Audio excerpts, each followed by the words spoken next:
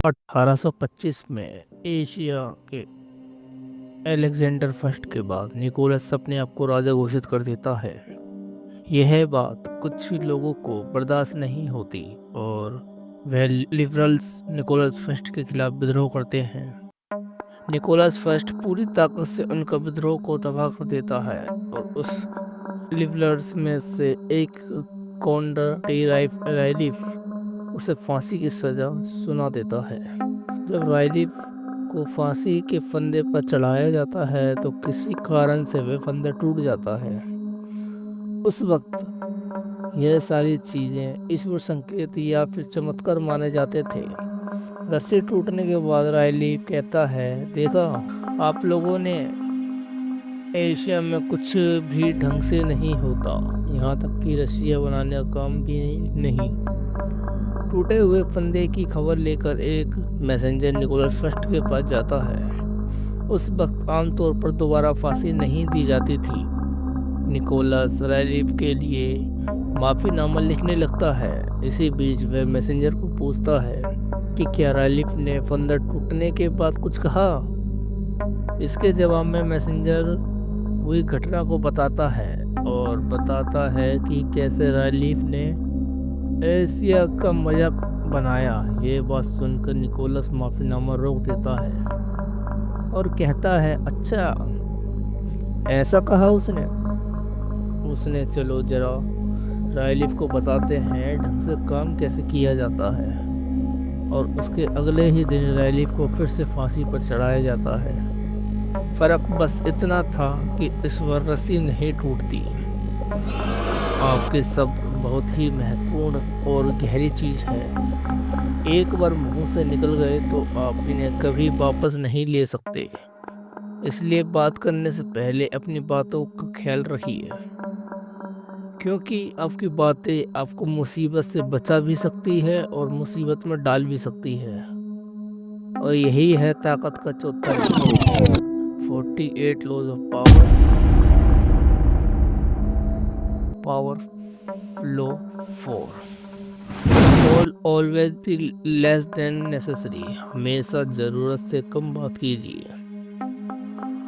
जब आप किसी को अपने शब्दों से प्रभावित करने चाहते हैं तो याद रखिए, आप जितना ज़्यादा बात करेंगे उतनी ही नियंत्रण से दूर और सामान्य दिखेंगे, भले ही आपकी बात कितनी भी मामूली हो। अगर आप उसे अस्पष्ट और कम रखेंगे तो वह रहस्यमय और महत्वपूर्ण रूप ले लेगी। ताकतवर लोग कम बात करके ही अपने शब्दों की ताकत और उनका महत्व दिखाते हैं। आप जितना ज़्यादा बोलने की कोशिश करेंगे उतने ही ज़्यादा मौके बनेंगे कि आप कोई बेवकूफ़ी सी चीज़ कह दें।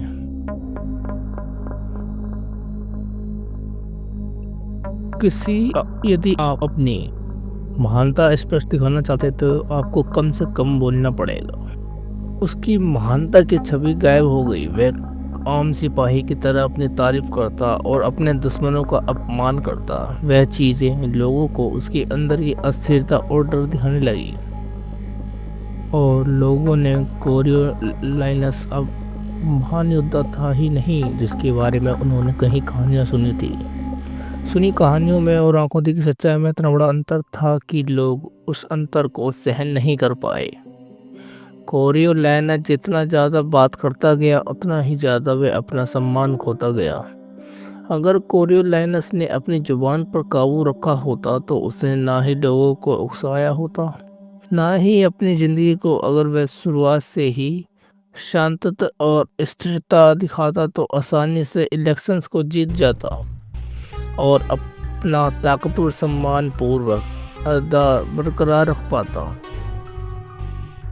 और शायद वो अपने तानाशाही इरादों में भी सफल हो जाता। इंसानी जीव एक ऐसा जानवर है जिसे बहुत कम लोग काबू कर पाते हैं। वक्त रहते अपने जीव को नहीं संभाला तो खुद आप ही आपके लिए सबसे बड़ी मुसीबत हो सकते हैं।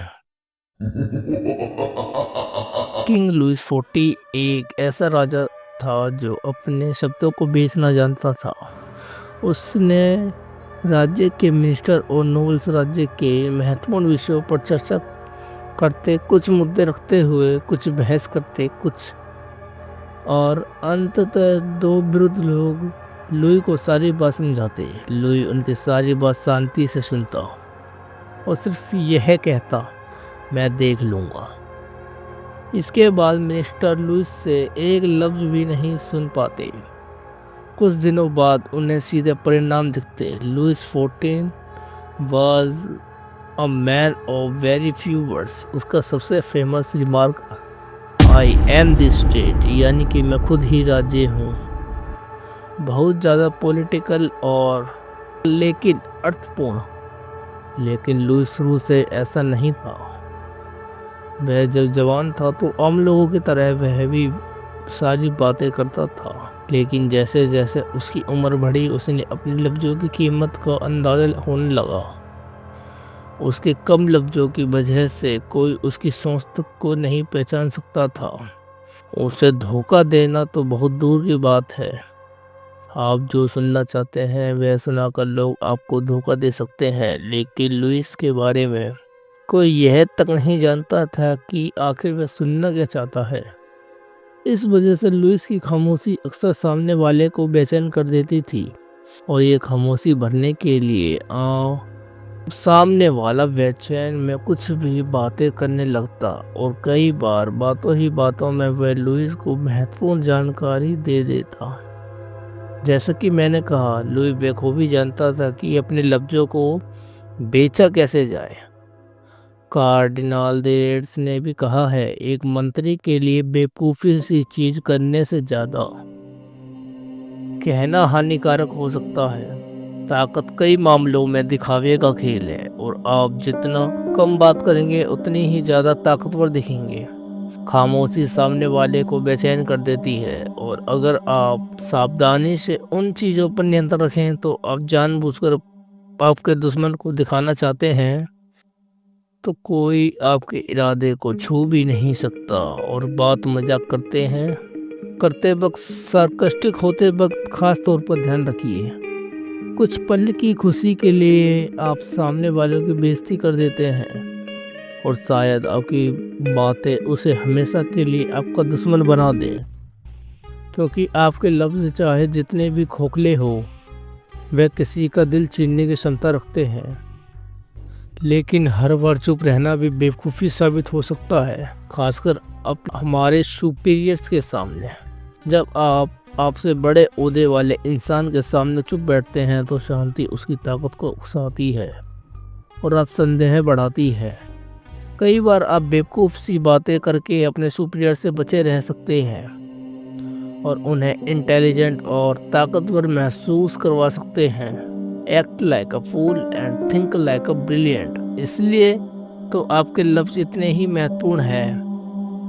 लेकिन हमेशा याद रखिए, जो अपने लफ्ज़ों की कीमत को ज़ाया करता है वह ताकत को कभी नहीं हासिल कर सकता। जो इंसान अपने शब्दों पर काबू नहीं कर सकता वह अपने आप पर काबू नहीं कर सकता। ये बात उसे सम्मान के लायक नहीं बनाती।